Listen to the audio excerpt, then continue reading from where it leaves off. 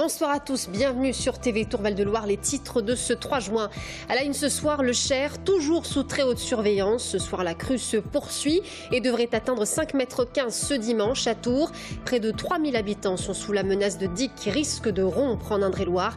Ce soir, la Chapelle-aux-Naux, nous serons d'ailleurs en duplex dans quelques secondes, mais également Valère et Villandry sont appelés à évacuer leurs habitations. Le sud du Loir-et-Cher est toujours très impacté par les inondations à Montrichard notamment. En revanche, l'Indre a annoncé sa décrue, mais vous le verrez, les conséquences sur l'économie sont déjà visibles. Reportage ce soir à Azel-Rideau. Bonsoir à tous. Villandry, Valère, La Chapelle-aux-Naux. Le préfet appelle ce soir à l'évacuation de ces 3 communes. Concernant Villandry, on ne parle que des zones inondables. Ces territoires sont ce soir sous très haute surveillance. On prend tout de suite la direction de La Chapelle-aux-Naux. Bonsoir Florent Carrière.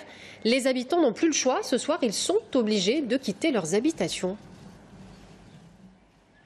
Et oui, l'évacuation a commencé ici à La Chapelle-aux-Naux. On voit une activité qui est peu habituelle dans ce village. Il y a beaucoup de voitures qui quittent justement ce village. Et puis vous le voyez peut-être derrière moi, il y a des voitures, c'est inhabituel ça, des voitures qui sont garées sur la levée de la Loire. Ce sont des habitants qui ont garé leur voiture ici pour protéger justement leur véhicule en cas de montée des eaux de l'autre côté de la digue. Il y a ici 550 personnes à évacuer. La mairie, les élus, le maire en personne et également les gendarmes font le tour des habitations en ce moment pour forcer les habitants à évacuer, y compris ceux qui ne voudraient pas. Ils ont été avertis, ces habitants, dès hier soir de la possibilité d'être évacués aujourd'hui. Toute la journée, ils se sont préparés à une évacuation possible. Certains se sont même posé la question de savoir s'ils allaient partir ou pas. Il y a eu beaucoup de coups de fil qui ont été passés à la mairie pour savoir si il fallait prendre justement la menace d'une inondation au sérieux. Et puis en fin d'après-midi, l'arrêté préfectoral est tombé. Il faut évacuer. Dorénavant, il n'y a plus le choix. On revient justement sur cette journée avec Aurélie Renaud. Sur la digue du Cher, placée sous haute surveillance, la voiture du préfet. À quelques kilomètres, le long de la Loire, le village de La Chapelle-aux-Naux. Hier soir, les élus ont distribué ce message d'alerte. La crue du Cher pourrait provoquer une brèche dans la digue et inonder le village. Il faut préparer les vêtements, qu'il faut préparer les papiers importants, qu'il faut préparer les médicaments et puis se préparer à évacuer tout ça. Donc on nous dit que la digue du Cher va péter, mais alors bon, c'est pas un papier qui va nous troubler quand même. J'avoue qu'il faut prendre des dispositions certes, mais pas rendre des situations anxiogènes comme ça. La nouvelle est plus ou moins difficile pour les habitants. Hier soir, meubles et effets personnels ont été surélevés dans la plupart des maisons. C'est sérieux quand même. Je pense qu'en réalité, les gens quand même maintenant ont vraiment conscience. Au début, oui, mais maintenant, ouais, tout le monde a pris conscience que malheureusement, ça peut arriver. Puis compte tenu de ce que l'on voit, parce qu'on voit la Loire, on voit le Cher, on voit la hauteur, ça monte, le débit. Bon, faut être réaliste. La Loire, il n'y aura a priori pas de souci, c'est qu'il y a une digue du côté de Villandry qui risque de céder. D'après les élus de La Chapelle-aux-Naux, 90% de chance ou de malchance plutôt d'être évacués, voilà, ce soir. Les voitures sont montées en haut, voilà. Les tracteurs, les gens viennent voir la Loire, on n'a jamais vu autant de monde visiter, prendre des photos, voilà. Et il y a des gens qui ne veulent pas partir. Il y a un monsieur tout à l'heure qui m'a dit pour l'instant c'est pas obligatoire, donc il reste. Vous partez ? Oui, nous on part. Pour faciliter l'évacuation du village, la route départementale 7 a été coupée à la mi-journée entre La Chapelle-aux-Naux et Villandry. Alors le préfet nous le disait tout à l'heure, ce n'est pas parce qu'on a connu d'anciennes crues qui se sont bien passées qu'il ne faut pas prendre la menace au sérieux. Le problème qui se pose ici dans la commune de La Chapelle-aux-Naux, c'est pas la Loire qui longe le village et que vous voyez ici, c'est le Cher qui se situe 5 km en amont de La Chapelle-aux-Naux, le confluent de la Loire et du Cher. Et 500 mètres avant ce confluent de la Loire et du Cher, le Cher opère un virage sur la droite pour rejoindre la Loire. Ce virage, il n'est pas naturel, c'est l'homme qui l'a créé, c'est l'homme qui a créé ce confluent au niveau de ce que l'on surnomme le bout du monde. Et en fait, ce que craignent les autorités, c'est que le Cher ne reprenne son lit naturel, n'aille tout droit à ce niveau-là, en créant une brèche dans la digue, créant ainsi un effet de vague submersive, d'où l'évacuation de 700 personnes sur les communes de Villandry, de Valère et de La Chapelle-aux-Naux. Bréhémont n'est ce soir pas encore concerné par ces évacuations. d'évacuation pour ces communes, parce que la question se pose vraiment demain d'un risque de rupture. Voilà. Il y a la probabilité, voilà, demain on l'atteint. Ces digues pourraient se rompre à 800 mètres cubes seconde, qui est le niveau de rupture. Voilà. Les communes qui sont situées à l'ouest de Villandry, le risque est relativement important. S'il y a rupture de digue, l'eau arriverait dans un délai de 3-4 heures. Voilà. Donc c'est pour ça que j'ai demandé à ce que les populations soient évacuées dès cet après-midi, tranquillement, donc les digues tiennent, plutôt que de le faire cette nuit ou demain matin en catastrophe. Alors 800 mètres cubes, un risque sérieux pour les digues de la rive gauche du Cher. La question d'évacuer les communes de Berthenay, Saint-Genoux et Savonnières qui se situent sur la rive droite en partie du Cher s'est également posée. Mais ce soir, la question ne se pose plus car le risque pour ces communes, c'est que le débit du Cher atteigne les 1000 mètres cubes, débit qui ne devrait pas être atteint pendant le week-end. Cela dit, la vigilance reste de mise et la situation est suivie de près par la cellule de crise qui a été activée en préfecture d'Indre-et-Loire. Le préfet lui fera un nouveau point sur la situation en début d'après-midi demain. Merci beaucoup Florent Carrière pour toutes ces informations. On vous retrouve à la fin de ce journal à la Chapelle-aux-Eaux où on l'aura compris, les évacuations sont en cours. Un point à présent sur les crues, 4,52 m pour le Cher. Dimanche, il devrait atteindre les 5,15 m à Tours. En revanche, l'Indre a amorcé sa décrue. Aujourd'hui, on a enregistré 1,15 m à Cormery, soit une baisse de 70 cm par rapport à lundi.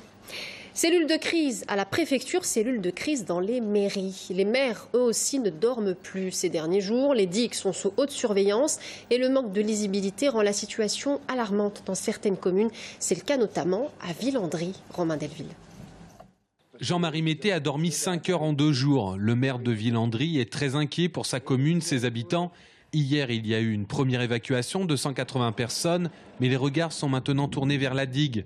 Un ouvrage de 4 km, mi-route, mi-Loire à vélo, un ouvrage ancien en terre et qui aura du mal à contenir dans les jours à venir un débit long et important de la rivière. Pour l'instant, la digue a tenu, même si des infiltrations ont commencé dans les champs voisins. Bien sûr, la crainte. Et je ne sais pas où ça peut casser. Soit ça peut casser du côté droit, ça peut casser du côté gauche, peut-être des deux, j'en sais rien. Ou casser si ça casse plus haut. Parce que maintenant, il y a Savonnières, le virage au niveau de la gare de Savonnières qui est sous haute surveillance et que lui peut casser aussi. Ce qui fait qu'on aurait une partie de Berthenay de Villandry qui pourrait se retrouver sous 4 mètres d'eau en l'espace de très peu de temps. L'effet domino des ruptures de digues est toujours craint. La surveillance est un des éléments essentiels du dispositif de secours. Hier soir, un drone a surveillé la digue de Villandry pour voir l'évolution de la montée des eaux. Les services de l'État mettent en place de leur côté une surveillance 24 heures sur 24 à partir de la cellule de crise à Tours. Sur le terrain, les agents font remonter les informations sur la montée des eaux et sur l'état des ouvrages censés retenir le Cher. On avait contrôlé notamment une vanne sur la ville aux Dames, qui est une vanne qui était restée ouverte, qui a été fermée hier. Donc en effet, on voit bien qu'il y a l'eau qui commence à arriver à ce niveau-là, alors qu'il y a 6 mois qu'on avait fait les contrôles, il n'y avait bien évidemment pas d'eau dans ce secteur. Le pic de crue du Cher est prévu samedi soir, mais la surveillance des digues va s'étendre bien au-delà. Les longs jours de décrue continueront de fragiliser les digues en terre en raison d'un débit d'eau très important. Les habitants prisonniers des eaux en Loir-et-Cher, à Noyer-sur-Cher, Celles-sur-Cher et Montrichard. Les routes sont coupées, les terrains inondés. Par certains endroits, le département prend des allures de no man's land. Audrey Champigny. Après 3 jours, les pieds dans l'eau, le Loir-et-Cher s'attend peut-être au pire d'ici à demain. Le Cher continue de monter d'heure en heure, d'où une surveillance de tous les instants. Vigicru d'un point de vue informatique.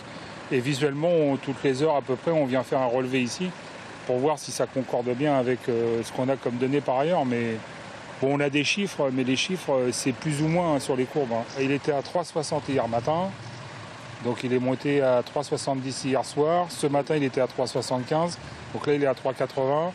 Donc ça monte doucement, mais ça monte. Le spectacle est parfois surréaliste. De Celles-sur-Cher à Mareuil, en passant par Noyer-sur-Cher et bien sûr Montrichard, ville coupée en deux. Même les touristes de passage n'en croient pas leurs yeux.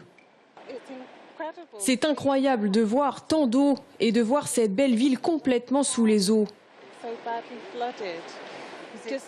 C'est tellement bizarre de se trouver là et de voir ça. On reçoit beaucoup de messages de nos amis nous demandant comment nous allons, car nous sommes en vélo et on ne s'attendait vraiment pas à ça. Avec ses quais et ses ruelles inondées, la ville marche au ralenti.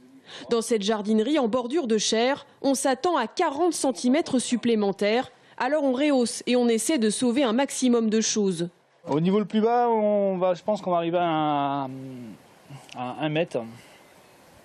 1 mètre, mais c'est surtout l'accès aux clients qui est complètement bouché. Avec les plants qui sont dans la cour, on a beau faire le nécessaire, mais il y aura toujours un petit peu de perte, voire des invendus à la fin de la saison. Au total, 130 pompiers ont été mobilisés dans tout le Val-de-Cher et on compte 6 évacuations à Saint-Georges-sur-Cher et Montrichard. Le Cher devrait atteindre son pic, soit plus de 4,20 m demain, samedi, dans l'après-midi. Effectivement, un pic est attendu demain, un peu plus de 5 mètres. À Châtillon-sur-Cher, il a déjà été atteint. Blois se stabilise. L'axe nord-sud de la rocade était rouvert à la circulation. Et s'il y a une nette amélioration dans le nord du département, le sud est surveillé de très près. De nombreux axes ont été coupés à la circulation. Pas d'évacuation pour le moment, mais la préfecture recommande à la population de la vallée du Cher de limiter ses déplacements. Et à ce propos, sachez que demain, la Nouvelle République revient sur ces inondations historiques dans le Loir-et-Cher au travers d'un supplément spécial de 8 pages. À Saint-Règle, l'étang de la Janvrerie menace toujours d'inonder la commune et celle d'Amboise. L'intervention des forces de secours est très délicate dans cette zone. Depuis mercredi soir, une vingtaine de sapeurs-pompiers passent nuit et jour sur place. Alexandra Vives. L'urgence, c'est de stopper la pression qu'exerce l'étang sur la digue. Depuis mercredi, les pompiers tentent de faire baisser le niveau de l'eau en vain. En cause, 2 autres étangs en amont qui se déversent dans celui-ci. On a beau pomper, quand on pompe, on enlève simplement l'eau de surcharge des étangs en amont. On ne fait pas bouger l'eau de l'étang de la Janvrerie. On pompe le surplus des autres étangs. Donc ça peut durer très longtemps. Et du temps, il n'y en a pas. La digue menace de rompre à tout moment. Ça fait quand même depuis mardi qu'il y a ces fichus mètres cubes d'eau qui tapent sur une digue qui est fragilisée. Donc il y a un moment quand même où il y a un vrai danger depuis le départ. La solution, c'est donc de venir consolider la digue qui ne tient plus que sur une moitié. Seulement, pour consolider, il faut tasser et les vibrations peuvent provoquer une rupture. La crainte que l'on avait, c'est que pendant les travaux, on puisse fragiliser la digue. Mais là, il n'en est rien, au contraire.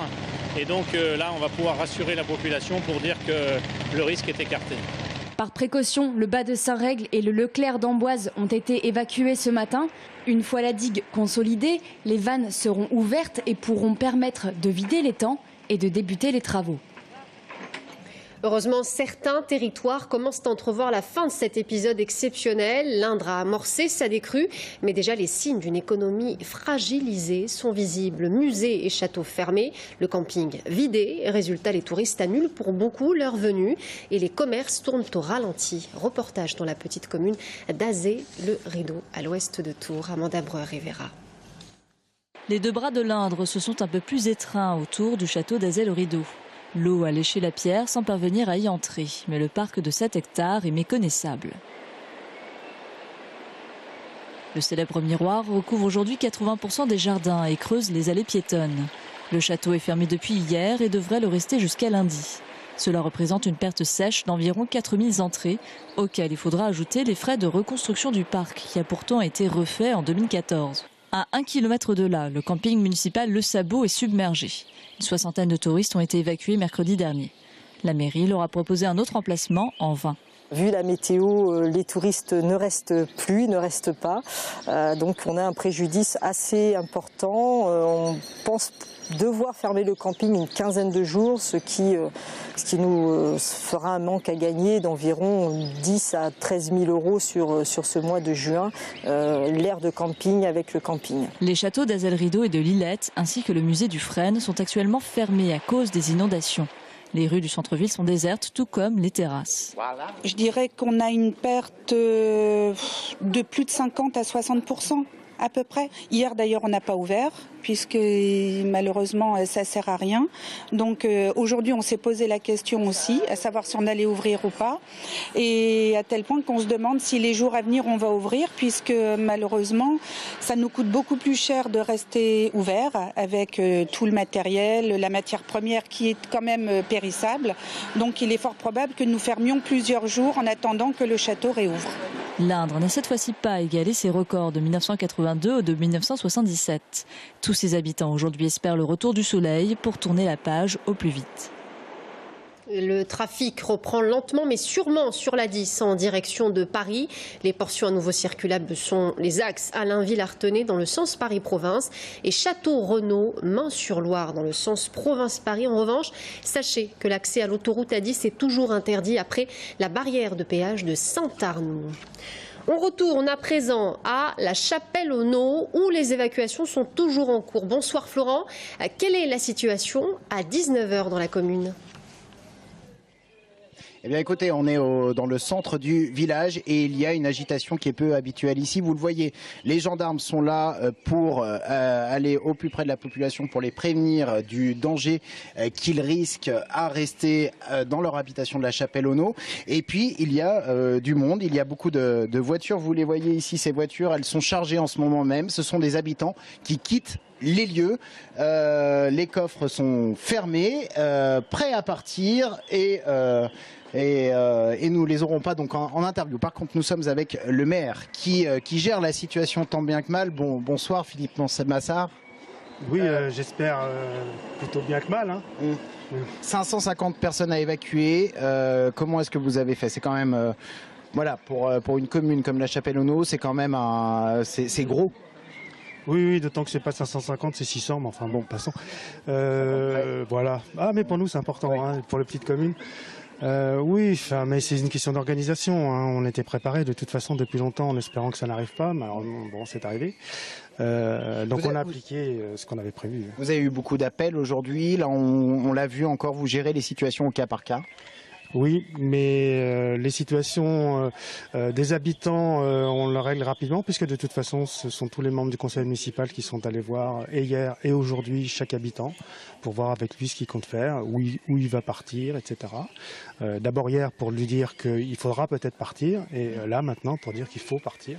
Donc ils ont eu le temps de se préparer de ce côté-là, donc c'est au moins bien. Tout le monde va trouver des solutions pour être relogé, ou est-ce qu'il a fallu trouver des solutions pour certaines personnes ? Alors, presque toutes les personnes vont soit chez des amis, soit dans la famille, dans les communes qui ne craignent rien.